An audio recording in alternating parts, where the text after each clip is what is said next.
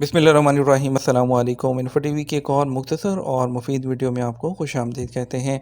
और सऊदी अरब में काम करने वाले गैर मुल्कियों को उस वक्त परेशानी का सामना करना पड़ता है जब आपकी कफ़ील या कंपनी आपकी बिना बताए आपकी सैलरी को परमानेंट बेसिस पे कम कर देती है या आपकी डिडक्शंस वगैरह होती हैं। तो इस बारे में सऊदी अरब के जो लेबर लॉ है या मिनिस्ट्री ऑफ ह्यूमन रिसोर्सेज हैं वो क्या कहती हैं, आपकी जो सैलरी है किस सूरत में कम की जा सकती है।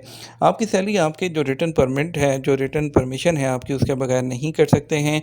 और उसके लिए क्या तरीकाकार है, या तो ये है कि आपको अगर salary as per labour law कम की जा रही है तो आपके सबसे पहले तो जो एम्प्लॉयमेंट कॉन्ट्रैक्ट है वो आपका कंप्लीट होने का इंतज़ार करना चाहिए और 2 माह का नोटिस पीरियड दिया जाए कॉन्ट्रैक्ट ख़त्म करने के लिए। और उसके बाद आपके जितने भी एंड ऑफ सर्विस बेनिफिट हैं वो आपको दे दिए जाएँ आपकी करंट सैलरी के मुताबिक। उसके बाद आपके साथ नया एग्रीमेंट किया जाए जिसकी जितनी आपकी सैलरी कम की जा रही है, और उसके बाद उस नई सैलरी को गोसी के रिकॉर्ड में अपडेट किया जाए।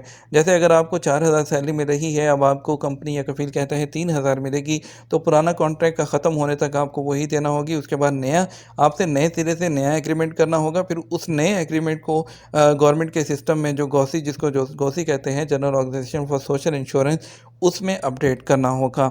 आपको यहाँ बता दूँ, एक सैलरी रिडक्शन होती है, एक सैलरी डिडक्शन होती है।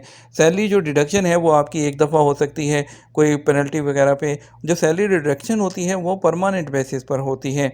सैलरी डिडक्शन किन केसेस में अलाउ होती है, जो है उसमें भी क्लियरली बताया गया है कि जो सऊदी अरब में आर्टिकल लेबर 41 है लेबर लॉ का, उसमें क्लियरली बताया गया है कि किस सूरत में जो एम्प्लॉय की सैलरी है वो काट सकते हैं या कम कर सकते हैं। आर्टिकल 41 में जब कोरोना के दिनों में तब्दीली की गई थी अप्रैल 21 में, उसके बाद कहा गया था कि 6 माह तक बिना उनकी अप्रूवल के जो है उनकी सैलरी कम कर सकते हैं। लेकिन जब कोरोना के सूरत हाल बेहतर होगी तो अक्टूबर 2021 में इसको रिवर्स कर दिया गया।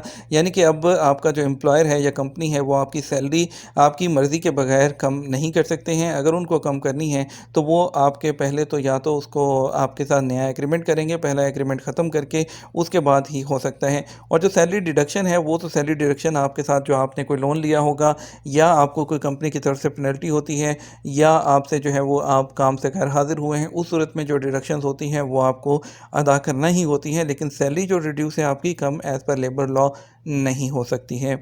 उम्मीद करते हैं आपको वीडियो पसंद आई होगी। अगर आपकी सैलरी भी कट रही है, ऐसा है, तो आप कंप्लेन कर सकते हैं। उसके लिए आपको क्या करना है आपको बता देता हूँ। आपने माआल अल रसद एप्लीकेशन है, उस पे जाइए, प्ले स्टोर पे भी, आईफ़ोन पे भी आपको मिल जाएगी, डाउनलोड करें, सीधी वहाँ पे कंप्लेन कीजिए, आपका मसला हल होगा।